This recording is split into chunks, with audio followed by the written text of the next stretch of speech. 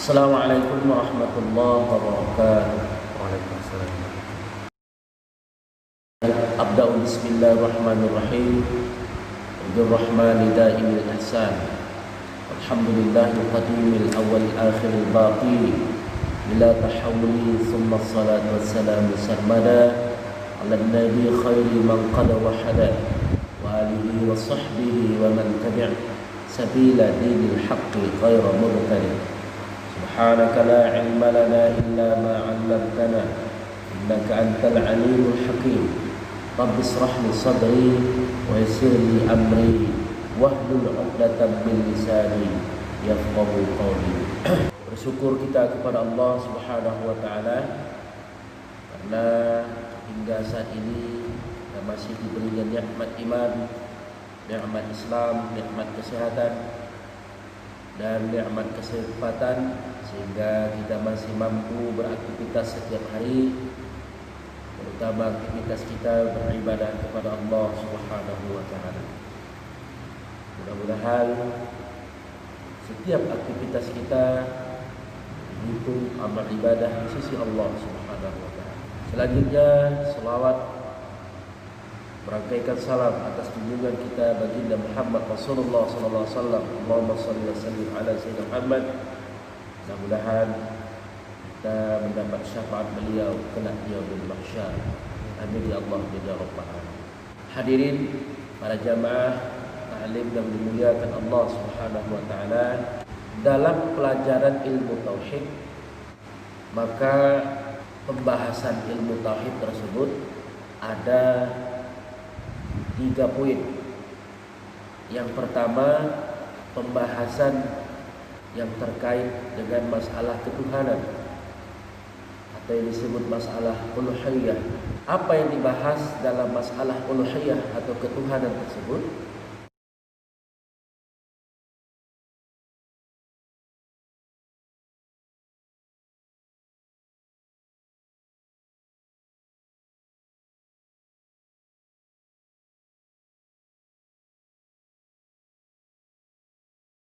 Yaitu sesuatu yang wajib bagi hak Allah Subhanahu wa taala dan yang mustahil bagi Allah Subhanahu wa taala dan yang jaiz bagi Allah Subhanahu wa taala. Itu poin yang pertama. Yang kedua adalah masalah yang dipelajari dalam ilmu tauhid, yaitu masalah kenabian. Apa saja yang dibahas tentang masalah kenabian?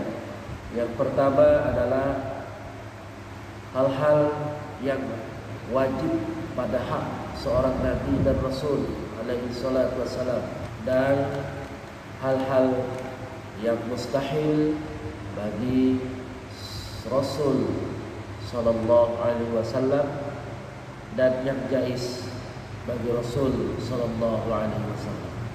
Dan poin yang ketiga dalam masalah tauhid adalah disebut dengan masalah sam'iyah.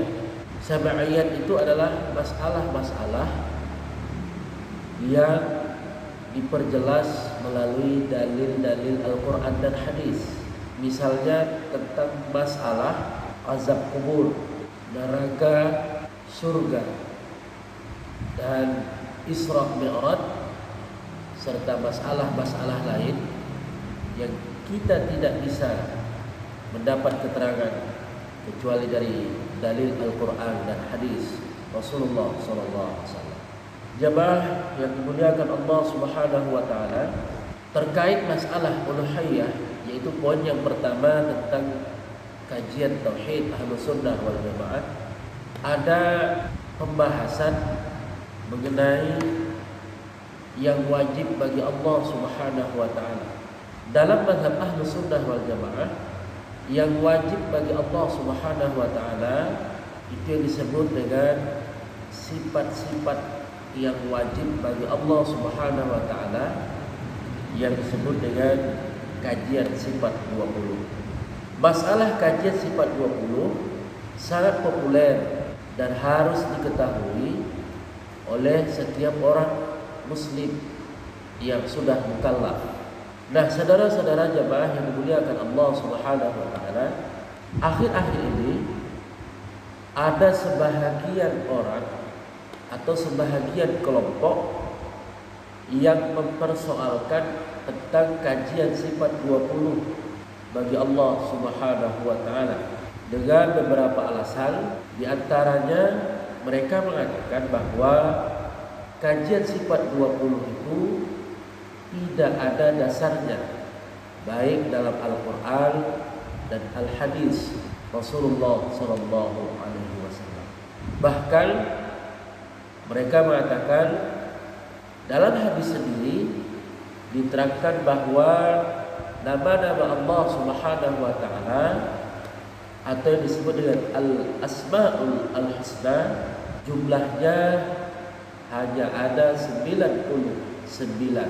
Dari persoalan tersebut maka muncul suatu gugatan, mengapa sifat wajib bagi Allah hanya 20 sifat yang harus diketahui? Bukankah 99 sebagaimana yang terdapat dalam Al-Asmaul Husna tersebut? Jemaah yang dimuliakan Allah Subhanahu wa taala, perlu kita ketahui bahwa para ulama Ahlus Sunnah wal Jamaah menetapkan sifat wajib bagi Allah sebanyak 20 sifat tersebut berangkat dari kajian dan penelitian ilmiah yang sangat mendalam. Ada beberapa alasan ilmiah dan logis yang dikemukakan oleh para ulama Ahlus Sunnah wal Jamaah tentang latar belakang wajibnya mengetahui sifat 20 yang wajib bagi Allah Subhanahu wa taala. Di sini dalam kesempatan yang baik ini akan kami utarakan alasan-alasan mengapa kita harus mengetahui sifat wajib bagi Allah Subhanahu wa taala sebanyak 20 sifat tersebut.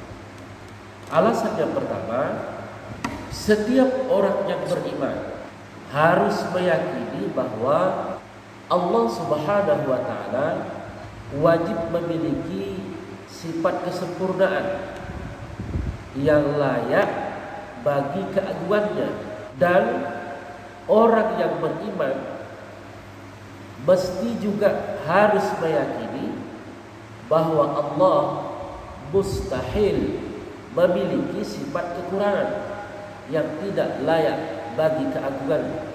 Orang-orang yang beriman di sini juga harus meyakini bahwa Allah Subhanahu wa taala boleh melakukan atau meninggalkan sesuatu hal yang bersifat mungkin, seperti menciptakan, mematikan, menghidupkan, dan lain-lain sebagainya. Demikian ini adalah keyakinan yang mendasar yang harus tertanam di dalam hati setiap orang muslim. Itu adalah alasan yang pertama. Jadi ketika kita mengaku orang yang beriman, maka itulah fondasi dasar yang harus kita ketahui dan yang harus kita yakini. Alasan kedua, jemaah yang dimuliakan Allah Subhanahu wa taala, mengapa kita harus wajib mengetahui sifat 20 bagi Allah Subhanahu wa taala, adalah bahwa para ulama Ahlus Sunnah sebenarnya tidak membatasi sifat-sifat kesempurnaan Allah hanya dalam 20 sifat. Sekali lagi, ulama Ahlus Sunnah wal Jamaah sebenarnya tidak membatasi sifat-sifat kesempurnaan Allah Subhanahu wa taala hanya 20 sifat saja. Bahkan setiap kesempurnaan yang layak bagi keagungan Allah sudah barang tentu Allah wajib memiliki sifat-sifat tersebut, sehingga sifat-sifat itu sebenarnya tidak terbatas pada 99 saja, sebagaimana yang dikutip atau dinukil dari seorang ulama Al-Imam Al-Hafiz Al-Baihaqi. Beliau mengutarakan sebuah hadis, wa qauluhu sallallahu alaihi wasallam, inna lillahi tis'atan wa tis'ina isman la yanfi ghairaha wa illama aradallahu a'lamu alla man ahsa min asma'illahi azza wa jalla tis'atan wa tis'ina isman dakhalal jannah. Imam Baihaqi berkata, dan Rasulullah SAW bersabda, sesungguhnya Allah memiliki 99 nama dan tidak menafikan nama-nama yang lain. Nabi hanya bermaksud wallahu a'lam, bahwasanya barang siapa yang memenuhi pesan-pesan 9 nama tersebut akan menjadi masuk surga. Jemaah yang dimuliakan Allah Subhanahu wa taala, pernyataan Al-Imam Al-Hafiz Al-Baihaqi tersebut bahwa nama-nama Allah sebenarnya tidak terbatas dalam jumlah 99. Itu didukung dengan hadis-hadis yang lain, hadis-hadis sahih yang diriwayatkan dalam masalah tersebut. Misalnya bersumber dari Ibnu Mas'ud, qala Rasulullah sallallahu alaihi wasallam, Allahumma inni abduka as'aluka bi kulli ismin huwa laka sammaita bihi nafsaka aw anzaltahu fi kitabika aw allamtahu ahadan min khalqika aw ista'sarta bihi fi ilmil ghaibi 'indika al taj'ala al-qur'ana rabi'a qalbi wa nura basari wa jalaa'a hazani wa dhahaba habbi. Ibnu Mas'ud berkata, Rasulullah sallallahu alaihi wasallam, ya Allah, sesungguhnya aku hamba-Mu, aku memohon dengan perantara setiap nama-nama yang Engkau miliki, baik Engkau namakan Zat-Mu dengan Zat-Nya dan Engkau turunkan nama itu dalam kitab-Mu, atau Engkau ajarkan kepada salah seorang di antara makhluk-Mu, dan atau hanya Engkau saja mengetahuinya secara gaib. Jadikanlah Al-Quran sebagai taman hatiku, cahaya mataku, peliput laraku, dan penghapus dukaku. Jemaah dimuliakan Allah Subhanahu wa taala. Dari hadis tersebut menjelaskan bahwa di antara nama-nama Allah yang ada dijelaskan di dalam Al-Qur'anul Karim, ada yang diketahui oleh sebahagian hamba-hambanya, dan ada hanya yang diketahui oleh Allah Subhanahu wa taala sahaja. Sehingga jemaah dimuliakan Allah, berdasarkan hadis tersebut jelas nama-nama Allah itu sebenarnya tidak terbatas hanya 99 nama saja. Jadi di sini perlu kami tekankan, nama-nama Allah 99 atau yang disebut dengan Al-Asmaul Husna itu tidak terbatas hanya 99 saja, didukung oleh hadis-hadis yang lain bahwa nama-nama Allah itu juga ada yang lain yang diketahui oleh Allah dan diajarkannya kepada makhluknya. Jadi jemaah dimuliakan Allah Subhanahu wa taala, itulah alasannya mengapa ulama ahli sunnah wal jamaah tidak membatasi nama-nama Allah itu sebagai yang diketahui hanya 20 sifat saja. Kemudian alasan yang ketiga, jemaah yang dimuliakan Allah Subhanahu wa taala, dalam membagi sifat-sifat khobariyah atau berdasarkan khobariyah, yaitu Al-Quran dan Al-Hadis Rasulullah SAW, bahwa sifat-sifat Allah itu secara umum terbagi kepada dua sifat.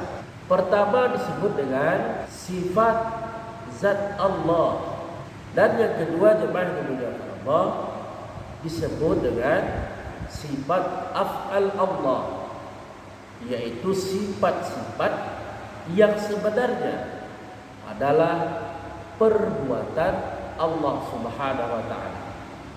Sifat-sifat af'al Allah itu misalnya Ar-Razzaq, Allah Maha Pemberi rezeki. Al-Mu'ti, Allah Maha Pemberi. Kemudian Al-Muhyi, Allah Maha menghidupkan.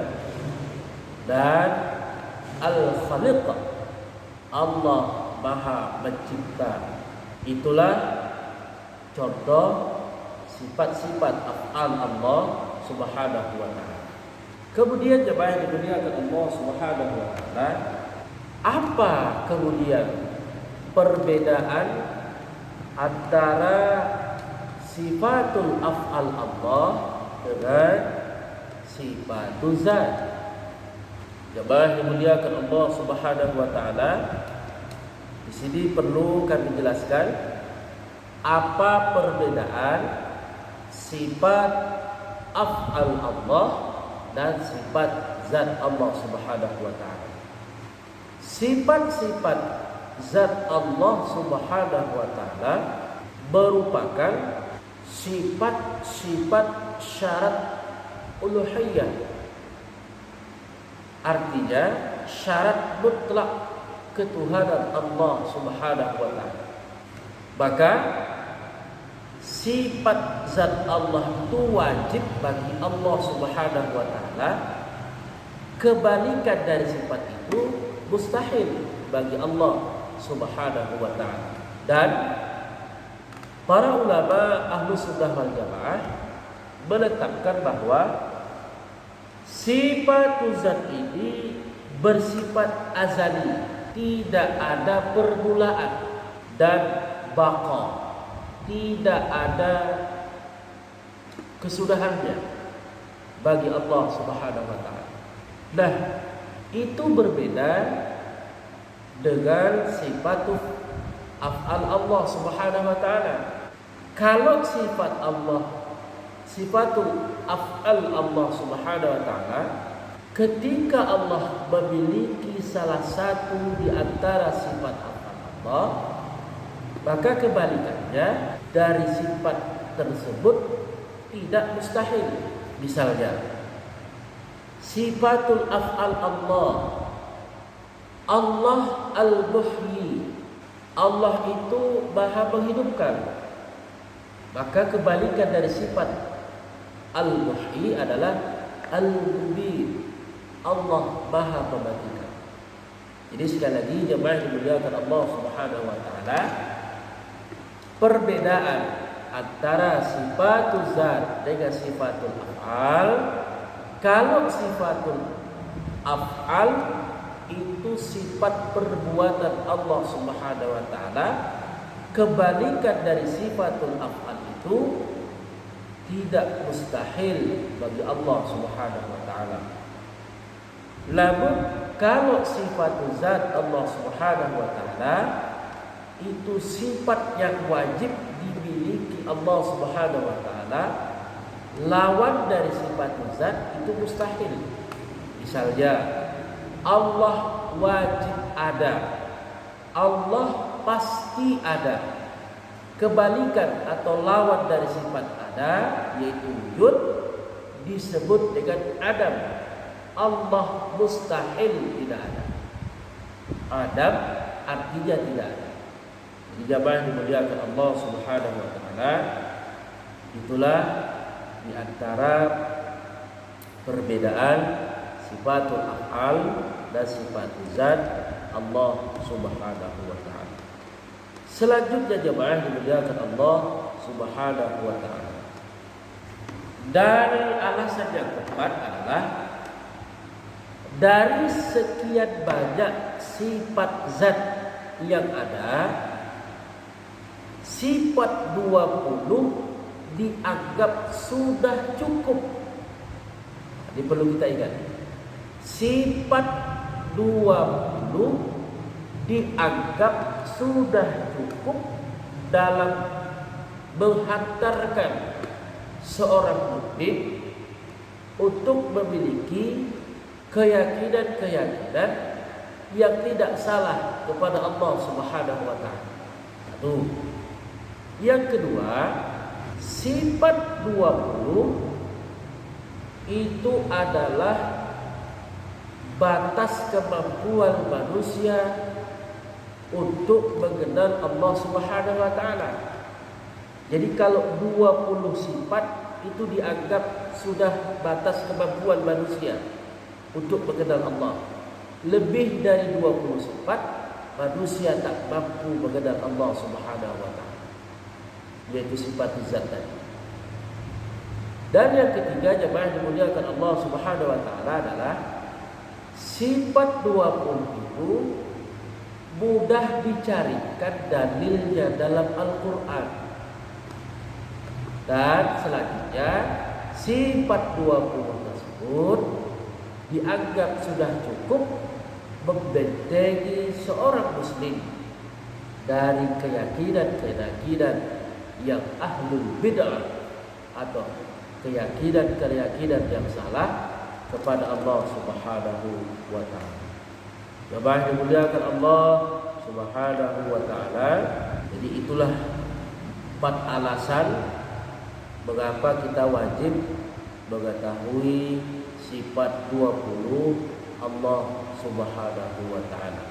Jadi dengan kita mengetahui sifat-sifat 20 yang wajib bagi Allah Subhanahu wa ta'ala, iman seseorang akan terbentengi, akan tercover, akan terhijab dari keyakinan yang keliru tentang Allah Subhanahu wa ta'ala. Misalnya, ketika paham Mujassimah ini adalah paham yang berkeyakinan bahwa Allah itu berbentuk, mujassim, isim, berbentuk.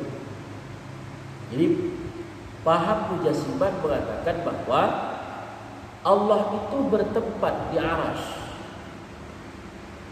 Maka hal itu akan ditolak dengan salah satu sifat yang wajib bagi Allah, yaitu sifat qiyamuhu bi nafsi.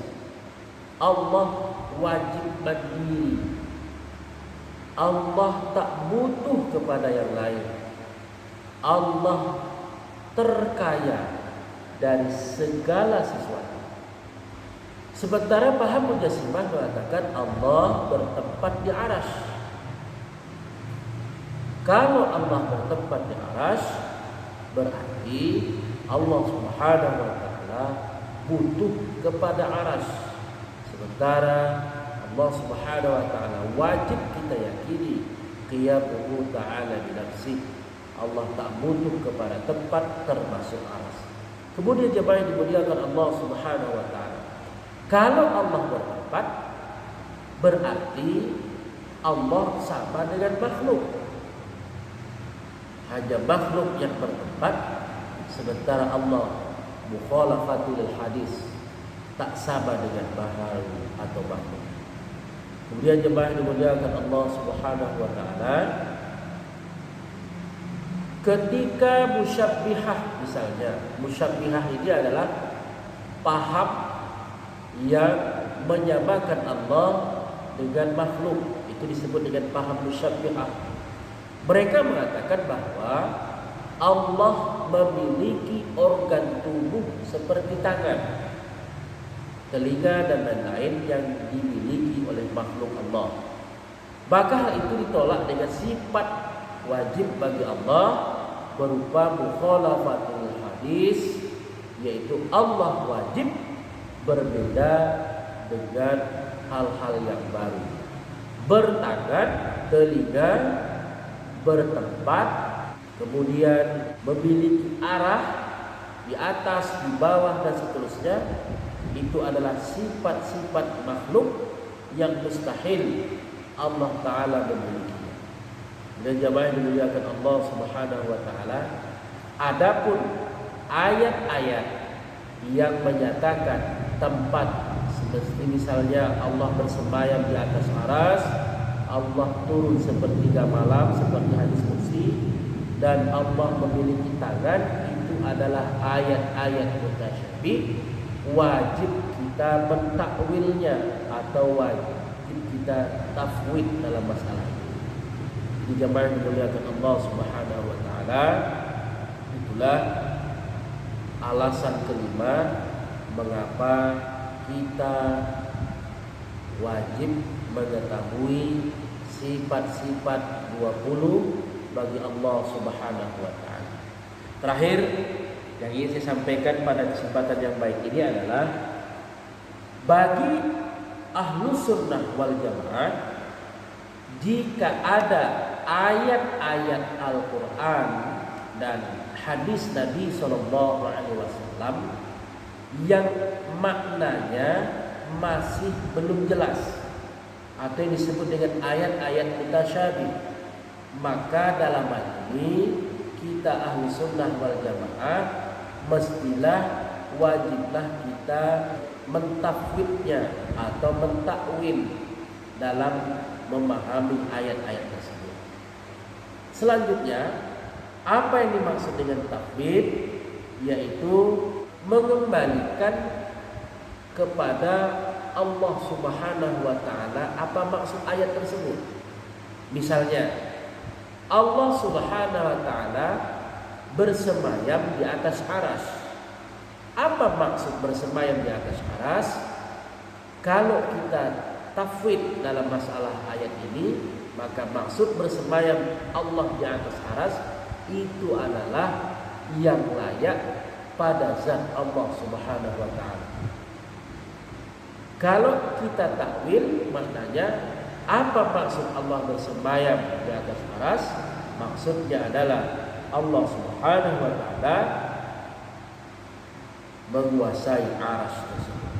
Itulah maksud ayat tersebut. Jadi ulama Ahlu Sunnah wal Jamaah, kita orang Ahlu Sunnah wal Jamaah, saya ingatkan kembali, ketika ada ayat-ayat atau hadis Rasulullah yang maknanya itu belum jelas atau masih samar, maka wajiblah kita tafwid dan takwil dalam memahami ayat-ayat tersebut.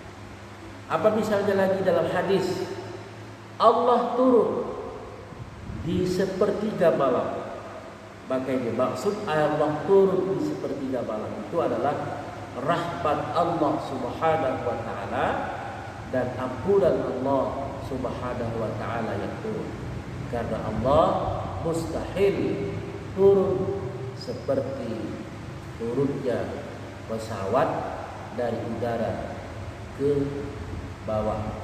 Itu adalah mustahil bagi Allah Subhanahu wa Ta'ala. Karena turun dalam pengertian makhluk seperti turunnya kita dari atas ke bawah, itu adalah bagi Allah Subhanahu wa Ta'ala mustahil. Nah, jemaah yang dimuliakan Allah Subhanahu wa Ta'ala, itulah penjelasan saya terkait alasan wajib mempelajari sifat 20 bagi Allah Subhanahu wa Ta'ala. Yang belakangan yang saya diungkapkan di awal di pertemuan pertama tadi, banyak yang mengkritik tentang pembahasan sifat wajib bagi Allah Subhanahu wa Ta'ala. Mudah-mudahan ada manfaatnya. Terima kasih kepada Allah kita mohon ampun, kepada Allah kita mohon pertolongan. Mudah-mudahan kita semua tetap dalam keadaan diberi iman dan taufik oleh Allah Subhanahu wa Ta'ala. Mohon maaf. Sekian, assalamualaikum warahmatullahi wabarakatuh.